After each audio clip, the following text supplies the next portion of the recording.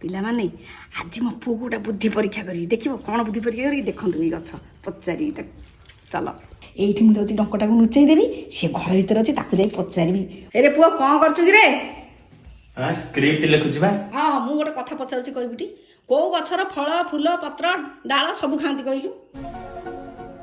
ହଁ ବାବୁଦା କେତେବେଳେ ତା ବାପା ତତେ ପାଠ ପଢ଼ଉଥିଲା ଅଣ୍ଟା ସ୍କୁଲରେ ପାଠ ପଢ଼ୁଥିଲା ଅଣ୍ଟା ଚାଉଳ ଖାଇକିରି ଭାବୁଛି ଓଳିଆ ଯାଇ ସାମାନ୍ୟ କଥା ଶୁଣୁ ସଜନା ଗଛ କଣ ହଁ ସଜନା ଗଛ ଫଳ ଖାଆନ୍ତି ଫୁଲ ଖାଆନ୍ତି ପତ୍ର ଖାଆନ୍ତି ଯେ ତା ଡାଳ ଗଛ ଖାଆନ୍ତି ୟାକୁ ବା ଗଛ ଡାଳ ସବୁ ଖାଇବ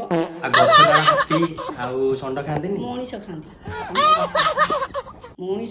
ନଡ଼ିଆ ଗଛ ନଡ଼ିଆ ପଇଡ଼ ଖାଆନ୍ତି ନଡ଼ିଆ ଖାଆନ୍ତି ପତ୍ର ଖାଆନ୍ତି ଖରିକା ହେଇକି ପତ୍ର ଚଞ୍ଚା ହେଇ ଖରିକା ହେଇ ଓଳିଆ ହେଇ ଖାଆନ୍ତି ତାକୁ ଗଛ ଲଗାନ୍ତି ଜାଳନ୍ତି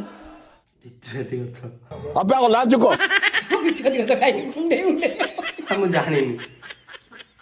ଦେଖିବୁ ଜାଣିନି ଦେଖିବୁ ମୁଁ ତ ଦେଖେଇଦେବି ଆଣି ଦେଖ ଅଛି ସତେ ନା କହ ହଁ ଦେଖେଇବୁ କୋଉଠି ଦେଖେଇବୁ ଟନ୍ ଟନ୍ ଆରେ ହେ ଏଟା ମୋ ଜିଭ ଅଗରେ ଥିଲା ବା କହିଥାନ୍ତି କଖାରୁ ଡଙ୍କ ବା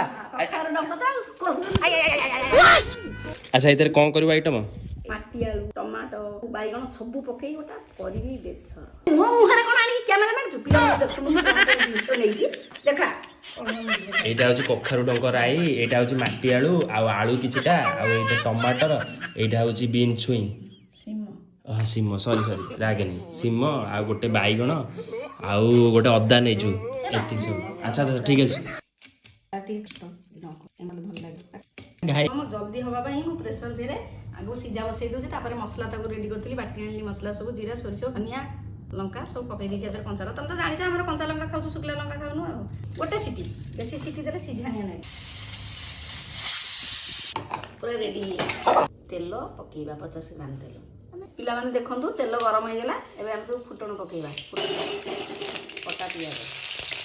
ଏବେ ଆମ ରାଇ ତା ଦେହରେ ଛୁଙ୍କ ଏବେ ରାଇ ରେଡି ହେଇଗଲା ଏମିତି କମ ସମୟରେ କମ ଖର୍ଚ୍ଚରେ ପେଟ ବି ଗଣ୍ଡଗୋଳ ହବାର ନାହିଁ କଷିଆ କଷି ନାହିଁ ବାସ୍ ଆରାମସରେ ଭାତ ଘିନି ଆସ ଖାଇଦିଅ ପୁରା ରେଡି ମଜା ନିଅ ପିଲାମାନେ ବଢିଆ